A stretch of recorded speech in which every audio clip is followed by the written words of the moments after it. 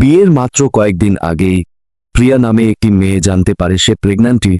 এজন্য প্রিয়া আত্মহত্যার চেষ্টা করে।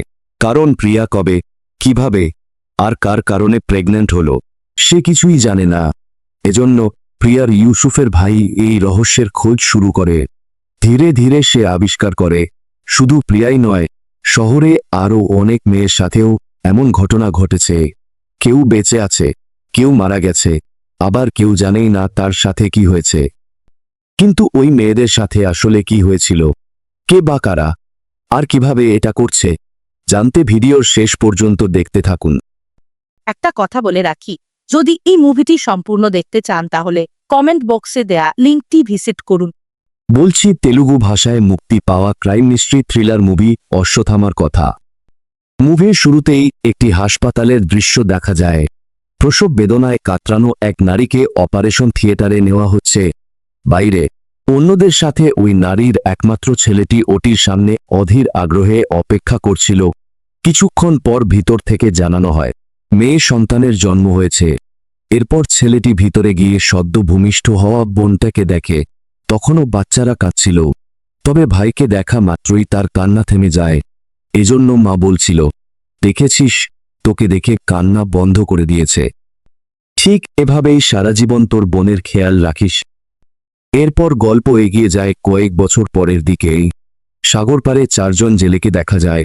মাছ ধরে ঘাটে ফিরতেই সানমুকা নামে এক বৃদ্ধ ব্যক্তি এসে তাদের বেশ কিছু টাকা আর একটি মেয়ের ছবি দিয়ে বলে, আজই ওই মেয়েটিকে অপহরণ করতে হবে। এরপরই চারজন মেয়েটিকে ফলো করতে শুরু করে। মেয়েটি যখন টিউশন শেষ করে বাড়ি ফিরছিল, ঠিক তখনই তাদের দুজন রাস্তায় ব্যাডমিন্টন খেলছিল। মেয়েটি আসা মাত্রই তাদের একজন একটা কথা বলে রাখি, যদি এই মুভিটি সম্পূর্ণ দেখতে চান তাহলে কমেন্ট বক্সে দেয়া লিঙ্কটি ভিজিট করুন। মেয়েটিকে একবার কক দিতে বলে। মেয়েটি যখনই কক স্পর্শ করে তার আঙুলের মাথা কেটে যায়। এরপর মেয়েটি যখন চলে যাচ্ছিল হঠাৎ মাথা ঘুরে পড়ে যায়। তখনই ওই চারজন একটি অ্যাম্বুলেন্সে করে মেয়েটিকে তুলে নিয়ে যায়। তার মানে ওই ককের সাথে এমন কোনো ওষুধ ছিল যেটার কারণে মেয়েটি সংজ্ঞাহীন হয়ে পড়েছে। অন্য দৃশ্যে আমাদের মুভির মূল চরিত্র গনাকে দেখা যায়। গনা তার ছোট বোনের বাগদান উপলক্ষে আজই ইউএস থেকে ফিরছে। তাই ল্যান্ড করা মাত্রই গনা সোজা বাড়িতে চলে যায়, কারণ বাগদানের মাত্র 10 মিনিট বাকি। এখানে আমরা গনার ছোট বোন প্রিয়াকে দেখতে পাই। এরা সেই ভাই বোন যাদের আমরা মুভির প্রথমেই দেখেছিলাম। গনা ফিরে আসায় সবাই খুশি। এরপর প্রিয়ার রবি নামে এক ছেলের সাথে বাগদান হয়, আর আজ থেকে 3 মাস পর বিয়ের তারিখ ঠিক করা হয়। তবে প্রিয়া তার ভাইকে বাগদানের ঠিক 10 দিন আগে আসতে বলেছিল, আর গনা এসেছে মাত্র 10 মিনিট আগে। এজন্য প্রিয়া অভিমান করে। প্রিয়ার রাগ ভাঙাতে গনা তাকে একটি ঘড়ি গিফট করে এবং কথা দেয় বিয়ে না হওয়া পর্যন্ত সে এখানেই থাকবে। তাই প্রিয়া এখন খুশি। এখানে দেখা যায় গনার গার্লফ্রেন্ড নেহাকে। ছোটবেলা থেকে তারা একসাথে পড়াশোনা করেছে। পরে গনা উচ্চশিক্ষার একটা কথা বলে রাখি, যদি এই মুভিটি সম্পূর্ণ দেখতে চান তাহলে কমেন্ট বক্সে দেয়া লিঙ্কটি ভিজিট করুন। জন্য ইউএসএ চলে গেলেও তাদের লং ডিস্টেন্স সম্পর্ক এখনও বেশ মজবুত। রাতের দৃশ্যে দেখা যায় সবাই ঘুমিয়ে পড়েছে, গনাও তার রুমে ঘুমাচ্ছিল। কিন্তু প্রিয়ার কুকুরটি গনার রুমে এসে শব্দ করছিল, তাই গনার ঘুম ভেঙে যায়। কুকুরটি গনাকে প্রিয়ার রুমের সামনে নিয়ে যায়। গনা জানালা দিয়ে উকি মেরে দেখে প্রিয়া ফ্যানের সাথে ফাঁস নেওয়ার চেষ্টা করছে। এটা দেখেই গনার মাথার উপর আকাশ ভেঙে পড়ে। গনার সাথে সাথে প্রিয়ার রুমে ছুটে যায়। গনাকে দেখা মাত্রই প্রিয়া তাকে জড়িয়ে ধরে কাঁদতে শুরু করে। গনা হতবাক হয়ে যায়, কিন্তু ধীরে ধীরে প্রিয়াকে শান্ত করে বসিয়ে দেয়। সে জানতে চায় এমন কি হয়েছে যে প্রিয়া এতটা ভেঙে পড়েছে, কি কারণে এমন সিদ্ধান্ত নিতে চেয়েছিল। প্রিয়া কিছুক্ষণ চুপ থেকে কাপা গলায় বলে, আমি প্রেগন্যান্ট ভাইয়া। কথাটা শুনে গনা যেন স্তব্ধ হয়ে যায়। কিভাবে এটা সম্ভব তার মাথায় কিছুই আসে না।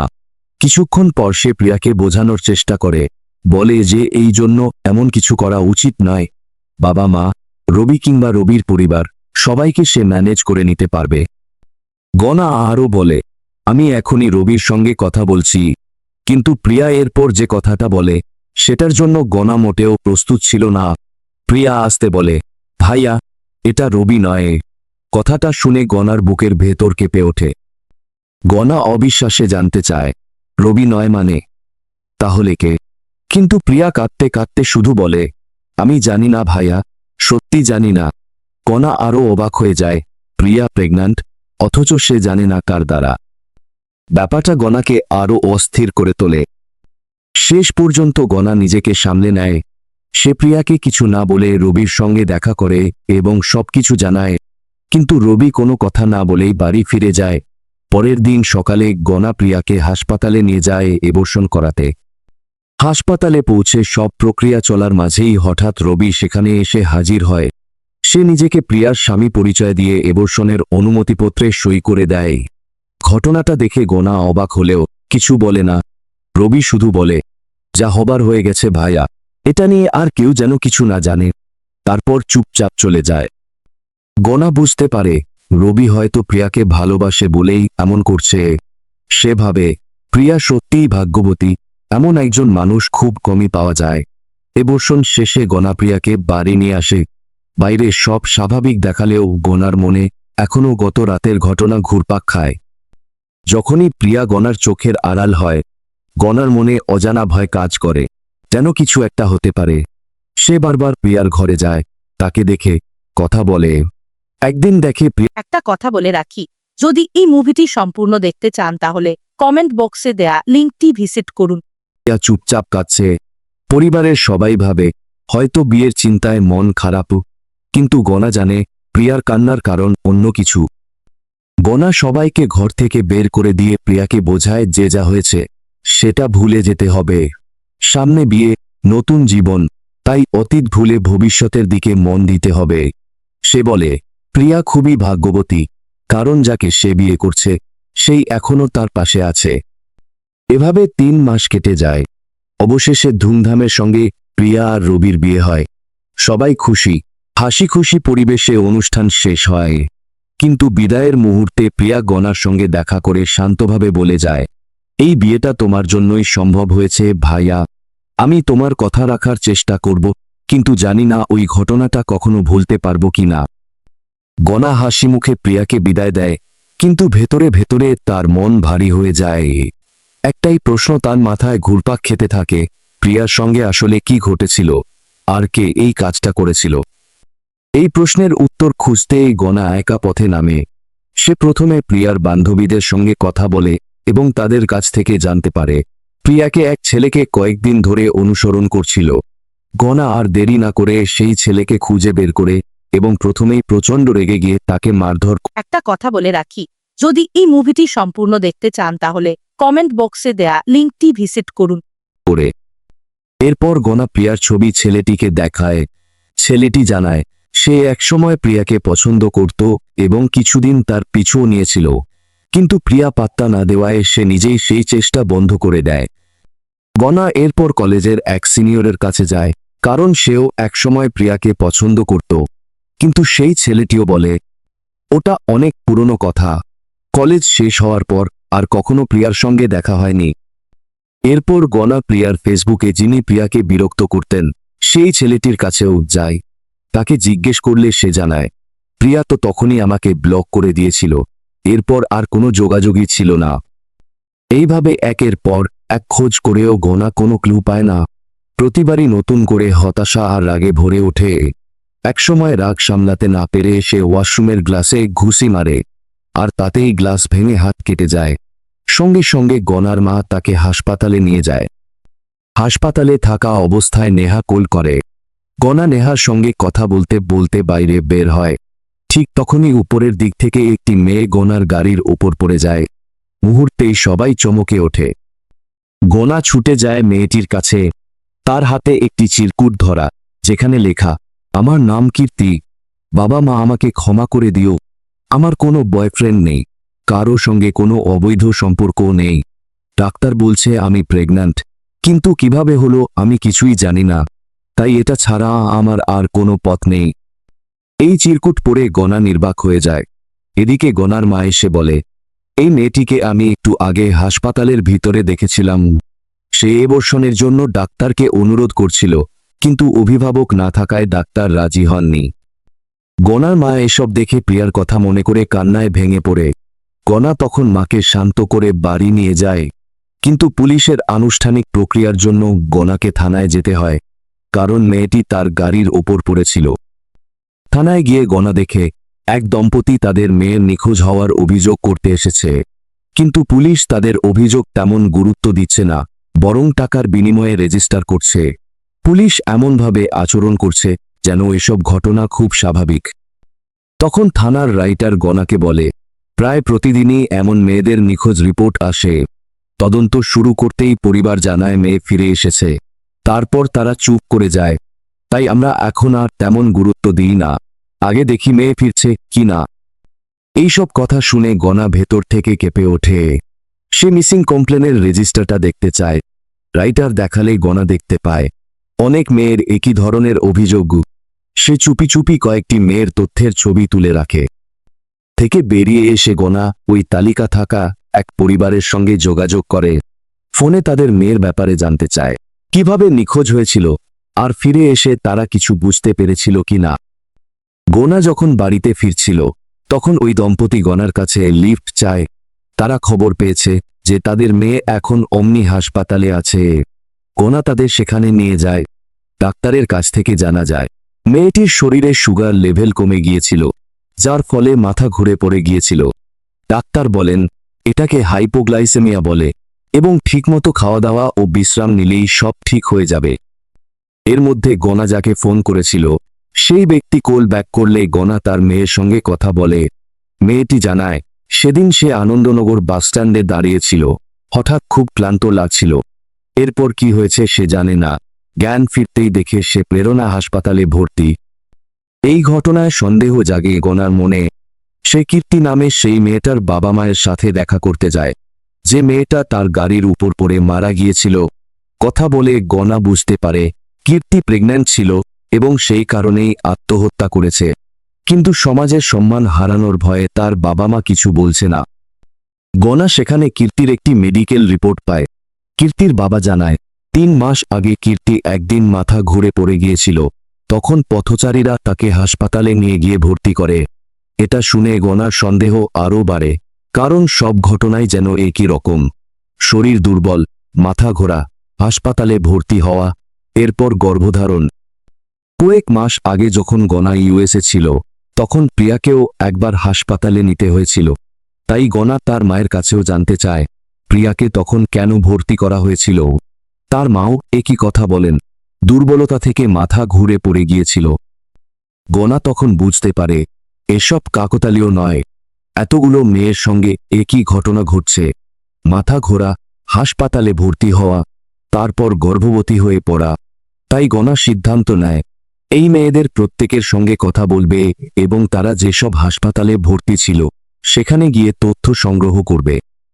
তদন্ত করতে গিয়ে গনা জানতে পারে প্রতিটি মেয়েকেই ইমার্জেন্সি অবস্থায় হাসপাতালে আনা হয়েছিল এবং প্রত্যেকবার একই অ্যাম্বুলেন্স ব্যবহার করা হয়েছে। কিন্তু গনা যেহেতু পুলিশের লোক নয়, তাই হাসপাতাল কর্তৃপক্ষ তাকে অ্যাম্বুলেন্সের বিস্তারিত তথ্য দিচ্ছে না। এরই মধ্যে দেখা যায় আগে সেই 4 জন জেলে আবারও পরিকল্পনা করছে। আগামীকাল তারা আর একটি মেয়েকে তুলে নেবে। গনা তখন শহরের বিভিন্ন হাসপাতালে ঘুরে ঘুরে সেই অ্যাম্বুলেন্সগুলোর তথ্য জোগাড় করার চেষ্টা চালিয়ে যায়, যেগুলোর মাধ্যমে এই মেয়েদের হাসপাতালে ভর্তি করা হয়েছিল। পরবর্তী দিন নেহা আর তার বান্ধবী একটি শপিং মল থেকে বের হচ্ছিল। ঠিক তখনই শপিং মলের মধ্যে 2 জন ব্যক্তি মিকি মাউস সাজে দাঁড়িয়ে থাকে। তারা নেহার বান্ধবীকে গোলাপ ফুল উপহার দিতে চাইলে বান্ধবীর হাতে ফুলের কাঁটা ভেঙে যায়। ঠিক তখনই 4 জেলের মধ্যে 2 জনকে অ্যাম্বুলেন্স ড্রাইভারের পোশাকে দেখা যায়। কিছু সময় পর নেহা গনাকে কল করে এবং তাকে একটি হাসপাতালে ডাকে। গনা এসে জানতে পারে নেহা তার বান্ধবীকে শপিং মল থেকে বের হচ্ছিল, কিন্তু নিচে নামার সময় সে হঠাৎ অদৃশ্য হয়ে যায়। মলের সিকিউরিটি ইনচার্জ নেহাকে জানায় তার বান্ধবী মাথা ঘুরে পড়ার কারণে অ্যাম্বুলেন্সে করে হাসপাতালে নেওয়া হয়েছে। নেহা বাইরে বের হয় এবং ঠিক সেই মুহূর্তে ওই অ্যাম্বুলেন্সটি পৌঁছে যায়। তবে অ্যাম্বুলেন্সের হসপিটাল নাম দেখে নেহা সন্দেহ করে। সে বুঝতে পারে হয়তো তার বান্ধবীকে অন্য কোথাও নেওয়া হচ্ছে। গনা তখন টেকনিক্যাল ডিপার্টমেন্টের সঙ্গে কথা বলে জানতে পারে হাসপাতালের মোট 13টি অ্যাম্বুলেন্স আছে এবং সবগুলোই সক্রিয়। গনা হিসাব করে এত কম সময়ে 5 কিলোমিটার রেডিয়াসের বাইরে একটি অ্যাম্বুলেন্স যেতে পারে না, তাই সে 5 কিলোমিটার রেডিয়াসের মধ্যে সার্কেল তৈরি করে। দেখা যায় এই এলাকার মধ্যে 5টি অ্যাম্বুলেন্স রানিং অবস্থায় আছে, অর্থাৎ নেহার বান্ধবীও এই 5টির মধ্যে একটির মধ্যে রয়েছে। গনা নেহাকে কন্ট্রোল রুমে রেখে নিজের বাইকে বের হয়। নেহা রিয়েল টাইম লোকেশন দিয়ে আপডেট পাঠাচ্ছে। গনা একে একে সব অ্যাম্বুলেন্স ফল করে চেক করতে থাকে। 4টি অ্যাম্বুলেন্সে বান্ধবী নেই, তবে 5মটি চেক করতে গিয়ে সে পায় নেহার বান্ধবী ওই অ্যাম্বুলেন্সে রয়েছে। অ্যাম্বুলেন্সের লোকজন গনাকে দেখে আক্রমণ করতে চায়। গনার সঙ্গে লড়াই শুরু হলে তারা একসময় অ্যাম্বুলেন্স ফেলে পাশের জেলের পল্লীতে ঢুকে পড়ে। গনাও তাদেরকে ফলো করে। অবশেষে তারা সাগরের তীরে চলে যায়। তবে পুজোর রথযাত্রা চলছিল, এত মানুষের ভিড়ে গনা তাদের খুঁজে পাচ্ছে না। একসময় গনা একজনকে ধরে ফেলে, তাকে মারধর করে প্রিয়ার ছবি দেখালে। লোকটি বলে, এই মেয়েটিকে আমরা তুলে নিয়েছিলাম, কিন্তু পরে ছেড়ে দেওয়ার কথা বলায় ছেড়ে দিয়েছি। এরপর আমরা কিছুই জানি না। তারপর সে পালিয়ে যায়। নেহার বান্ধবীকে হাসপাতালে নেওয়া হয়। গনা তখন বুঝতে পারে নেহার বান্ধবীর সঙ্গে ঠিক একই ঘটনা ঘটেছে। গনা নিশ্চিত হয়, যদিও তারা হাসপাতালে ইউনিফর্ম পরেছিল, 4 জেলেই পেশাগতভাবে মেয়েদের কিডন্যাপের কাজ করছে। এবার গনার একটাই লক্ষ্য, এই 4 জেলের একজনকে খুঁজে বের করা। এরা যাদের তুলে নিচ্ছে তাদেরকে ঠিক কিভাবে নির্বাচন করছে এবং কে নির্দেশ দিচ্ছে তা উদ্ঘাটন করতে হবে। সিন চলে যায় গভর্নমেন্ট হাসপাতালে। আমাদের ডক্টর মনোজ কুমার নামে একজন সার্জনকে দেখানো হয়। মনোজ তার ডিউটি শেষে বাড়ি ফিরছিল, তখনই মোর্চার স্টাফ এসে জানায় একটি বডি এসেছে এবং পোস্টমর্টেম করতে হবে। মনোজের একটি নিয়ম আছে, সে 6টার পর কোনো পোস্টমর্টেম করে না, তাই সে পোস্টমর্টেম করতে যাওয়ার কথা ভেবে চলছিল। কিন্তু মোর্চার স্টাফ জানায়, স্যার, জাজের মেয়ের বডি। এটি শোনার সঙ্গে সঙ্গে মনোজ রাজি হয়ে যায়। এরপর সে লাশের সঙ্গে যা করে তা স্বাভাবিক মানুষের পক্ষে করা সম্ভব নয়। কয়েকদিন আগে আমাদের দেশের ময়মনসিংহে এমন একটি ঘটনা ঘটেছে। মনোজ লাশকে ধর্ষণ করে এবং পরে পোস্টমর্টেম সম্পন্ন করে। পোস্টমর্টেম শেষে গাড়িতে ফিরে এসে মনোজ পঙ্কজ নামের ব্যক্তিকেও পুরো বিষয়টি জানায়। পঙ্কজ শোনার পরও বলে, লাশের সঙ্গে কিছু হয়েছে কি, এতে মনোজের কিছু আসে যায় না। অন্যদিকে গনা ওই জেলেদের খোঁজ করতে আসে। সে লক্ষ্য করে কতজন লোক সাগরে মাছ ধরতে যায় এবং কতজন ফিরছে। সবকিছুই সে খুঁটিনাটি মনে রাখে।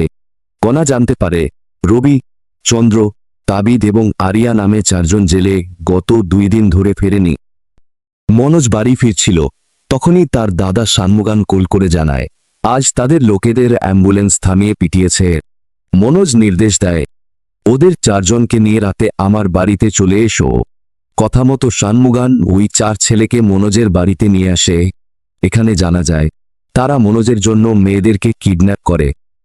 গনা তাদেরকে দেখতে পেয়েছে, তাই সে তাদের পিছু নেয় এবং একসময় হয়তো মনোজের বাড়ির কাছেও চলে আসে। কিন্তু মনোজ কখনো এমনটা হতে দেবেন না, তাই তিনি ওই 4 জেলেকে ভালোভাবে রাখেন, খাবার খাইয়ে টেবিলে খুন করে রাখেন। শানমুগানের সঙ্গে সম্পর্ক এখনো প্রকাশ্যে নেই, তাই তাকে ছেড়ে দেন। পরবর্তী দিন গনা আবারও জেলেদের খোঁজ করতে যায়।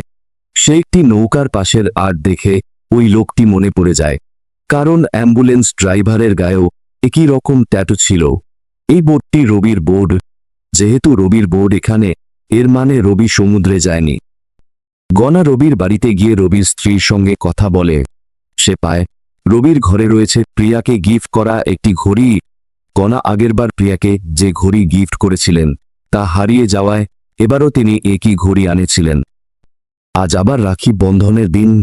গনার মা কল করে জানায় প্রিয়া এসেছে। এটি শুনে গনা বাড়ি ফিরে আসে। রাখি বন্ধনের পর গনা প্রিয়াকে তার হারিয়ে যাওয়া ঘড়িটি গিফট করে। কয়েকদিন ধরে গনা তদন্ত নিয়ে ব্যস্ত থাকায় নেহা কিছুটা এড়াচ্ছে। সে ঠিকমতো কথা বলছে না, দেখা করছে না, ফোনও ধরছে না। এ কারণে নেহারও সন্দেহ করছে গনা আসলে কি করছে এবং কেন এমন আচরণ করছে। গনা একসময় নেহাকে সত্যটা বলে, প্রিয়ার সঙ্গে প্রকৃতপক্ষে কি ঘটেছিল এবং কেন সে এমন করছে। তবে শুধুমাত্র প্রিয়াই নয়, শহরে আরও অনেক মেয়ের সঙ্গেও একই ঘটনা ঘটেছে। ঘটনার কয়েকদিন পর মন্ত্রীর মেয়ে সোমিয়া সুপারশপ থেকে বের হচ্ছিল। ঠিক তখনই একটি হকার ছেলে সোমিয়াকে পারফিউম কিনতে অনুরোধ করে। সোমিয়া পারফিউমটি কিনে নেয়, কিন্তু কিছু সময় পরে তাকে স্প্রে করার সময় সোমিয়ার অপহরণ ঘটে। পুলিশ বিষয়টিকে গুরুত্ব সহকারে দেখছে। খবর পেয়ে গনাও আসে এবং জানতে পারে সোমিয়াকে কোথাও পাওয়া গেছে। গনা সেখানেও যায়। এরপর নেহাকে সৌমি বান্ধবী সাজিয়ে সৌমিয়াদের বাড়িতে পাঠায়। নেহা সৌমিয়ার রুমে গিয়ে গনাকে কল করে। গনা চেক করে দেখতে বলে যে রুমে কোনো ধরনের ফোনের চার্জার আছে। নেহা জানে আইফোনের চার্জার, এর মানে সৌমিয়ার কাছে আইফোন ছিল। গনা জানে আইফোন ইউজাররা সবসময় অন্য কোনো ডিভাইসের মধ্যে ব্যাকআপ রাখে। ঘরের মধ্যে একটি ম্যাকবুকও আছে, তবে সেটি password protected. Neha date of birth, কারের নম্বর সবভাবে চেষ্টা করে, কিন্তু কাজ হচ্ছিল না। অবশেষে গনা সৌমির ইনস্টাগ্রাম চেক করে এবং দেখে সৌমির একটি কুকুর আছে। কুকুরের গলায় নাম লেখা। সেই নামটি দেওয়া মাত্রই ম্যাকবুকটি ওপেন হয়ে যায়। ম্যাকবুক থেকে রিসেন্ট ব্যাকআপ হওয়া কিছু ফটো গনাকে ফরওয়ার্ড করে দেয়। ফটোগুলো দেখে গনা বুঝতে পারে সোমিয়া মিসিং হওয়ার আগে ওই সুপারশপে গিয়েছিল। এজন্য গনা সেই সুপারশপের সিসিটিভি চেক করে, যেখানে সোমিয়াকে ওই হকারের কাছ থেকে পারফিউম কিনতে দেখা যাচ্ছিল। কর্মীরা জানায় ওই ছেলে তো সিগন্যাল ফুল বিক্রি করে। দেখা করলে ছেলেটি জানায়, আমি তার কাছে পারফিউম বিক্রি করেছি ঠিকই, কিন্তু সেগুলো আমার নয়। ছেলেটি শানমুগামের কথা বলে ওই বৃদ্ধ লোকটি রোদে ঘুরে অসুস্থ হয়ে গিয়েছিল এবং 50 টাকা দিয়ে বলেছিল পারফিউম বিক্রি করে দিতে। সোমিয়ার ফোনের একটি ফটোতেও শানমুগানকে দেখা যায়। ছেলেটি ফটো দেখে আইডেন্টিফাই করে, কিন্তু শানমুগানের সঙ্গে ওই 4 জেলের সম্পর্ক গনা এখনো বুঝতে পারছে না। এজন্য গনা ওই জেলে পল্লীতে যায়। গিয়ে জানতে পারে ওই 4 জেলের নিখোঁজ। তারা কোথায় আছে কেউ জানে না। সিন চলে যায় মনোজের বাড়িতে। মূলত মেয়েদের বেহুশ করে আগে মনোজের বাড়িতে আনা হয়। মনোজ তাদের ধর্ষণের পর আবার হসপিটালে ভর্তি করায়।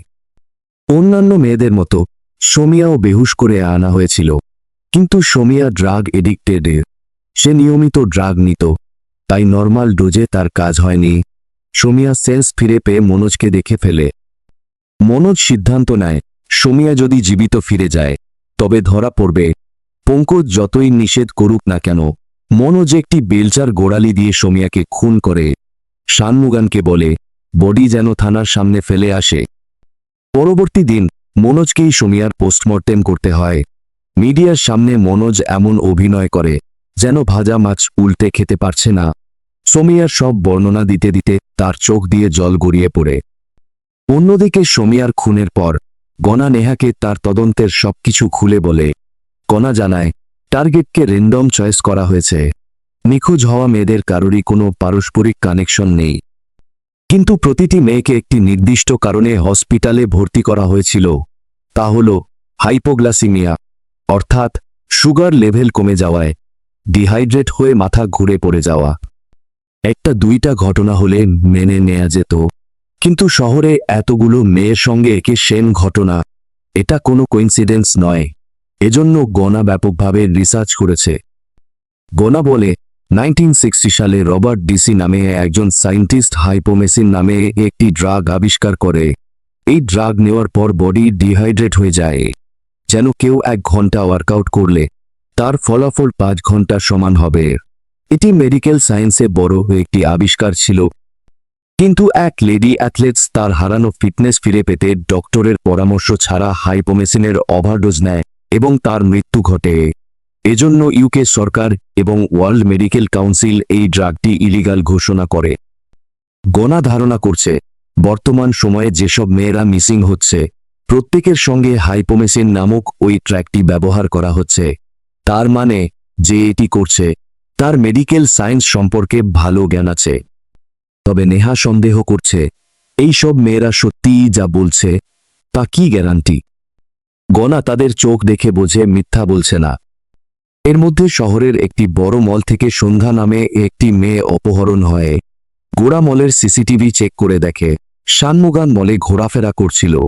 আবার তাকে একজন ব্যক্তির সঙ্গে কথা বলতে দেখা যায়। মলের সব সিসিটিভি পর্যবেক্ষণ করে শেষ পর্যন্ত পার্কিং লটের একটি সিসিটিভিতে ওই ব্যক্তিকে একটি গাড়ি নিয়ে বের হতে দেখা যায়। গাড়ির গায়ে লেখা শিবশক্তি ট্রাভেলস। কণা সেই ট্রাভেলস খুঁজতে যায়। শিবশক্তি ট্রাভেলস মনোজের বাড়ির পিছনের বিল্ডিংয়ে ছিল। ভুলবশত গণা মনোজের বাড়িতে চলে আসে। মনোজ, যিনি সৌমিয়ার পোস্টমর্টেম করেছিল, গণাকে হাইপোগ্লাসিমিয়া নামক ড্রাগের ব্যাপারে জানতে পারেন। গণা প্রশ্ন করে, আপনি কি তার বডিতে এই ড্রাগের উপস্থিতি পেয়েছিলেন? মনোজ বিষয়টি বুঝে যায়।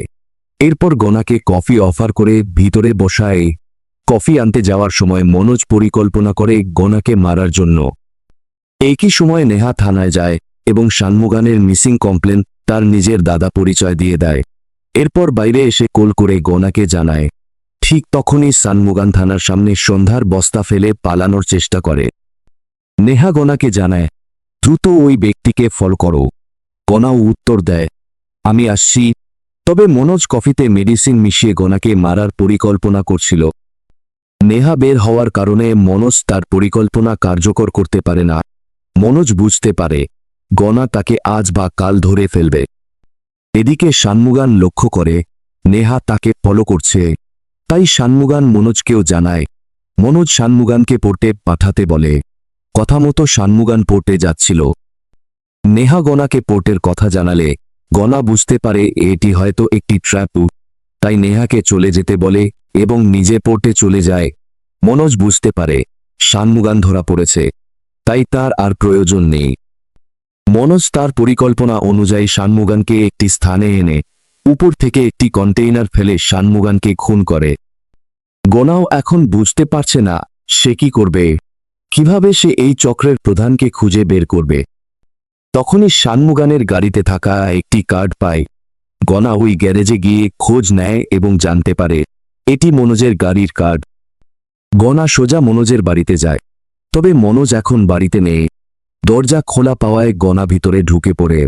গণা খুঁজতে খুঁজতে সোজা উপরের ঘরে চলে যায়। সেখানে গণা যা দেখে সে স্বপ্নেও ভাবেনি। গণা লক্ষ্য করে মনোজ কয়েকজনকে খুন করে বড় বড় টিউবের মধ্যে সংরক্ষণ করে রেখেছে। এর মধ্যে পঙ্কজের বডিও দেখা যায়। মনোজ এসে গণাকে দেখে বুঝতে পারে সে ধরা পড়েছে। পঙ্কজকে বলে, শেষ পর্যন্ত ধরা পড়েই গেলাম বাবা। সঙ্গে সঙ্গে পঙ্কজ বেল্ট খুলে মনোজকে পেটাতে শুরু করে। পাস্টে মনোজের ছোটবেলায় এই পঙ্কজ মূলত মনোজের বাবা। কাজের মহিলার মেয়ে ধর্ষণ করায় পঙ্কজ সেদিন মনোজকে অনেক পিটিয়েছিল। পঙ্কজ পেশায় একজন ডক্টর ছিলেন। তার ইচ্ছা ছিল মনোজকে বড় ডক্টর বানানো। মানুষ জানতে পারলে তার স্বপ্ন পূরণ হতো না। তাই পঙ্কজ ওই কাজের মহিলাকে টাকা দিয়ে মুখ বন্ধ করায় এবং মনোজকে বোঝায় অজান্তে কিছু করা ভুল, আর সব জেনে কিছু করা সাহসিকতা। ওই সময় মনোজের বাবা পঙ্কজের কথাগুলো বলার পরই মনোজ কাজের মহিলার মেয়েকে খুন করেছিল। মনোজের কথা ভুল ছিল, কিন্তু কেউ জানত না। এখানেই দেখা যায় মনোজ শুধু ওই মহিলা বা তার মেয়েকেই নয়, তার বাবা পঙ্কজকেও খুন করেছে। পঙ্কজ মারা গেলেও মনোজ তাকে সার্বক্ষণিক কল্পনা করে আসছে। শুধু মনোজের দাদা শানমুগান বেঁচে গিয়েছিল। মনোজ চাইছিল শানমুগান না থাকলে তার দেখাশোনা কে করবে। শানমুগানও তখন থেকে মনোজের সবকিছু শুনে আসছে। প্রেজেন্টে মনোজের সবকিছু ফাঁস হয়ে যাওয়ায় গণা এবং মনোজের মধ্যে তুমুল একটি ফাইট হয়। একসময় গণার হাতে মনোজ মারাও যায়। এরপর গণা বাড়িতে ফিরে জানতে পারে প্রিয়া প্রেগনেন্টে। এটি জেনে গণা সবচেয়ে বেশি খুশি হয়। একদিকে প্রিয়ার সাথে যে অন্যায় হয়েছে তার প্রতিশোধ নেওয়া হলো, অন্যদিকে খুশির খবরও পেল। একেই বলে ভাই, তার বোনের জন্য সবকিছু করতে পারে। এখন শুধু বোনকে বিয়ে দিয়ে বিদায় করলেই সব দায়িত্ব শেষ। এরপর আর কে খোঁজ নেয়। সর্বশেষে মুভিটি কেমন লাগলো কমেন্টে জানাবেন। ভিডিওটি ভালো লাগলে লাইক দিয়ে চ্যানেলটি সাবস্ক্রাইব করতে ভুলবেন না। দেখা হবে অন্য কোনো মুভি বা সিরিজের এক্সপ্লেনেশন ভিডিওতে। ততক্ষণ পর্যন্ত সুস্থ থাকবেন। আল্লাহ হাফেজ।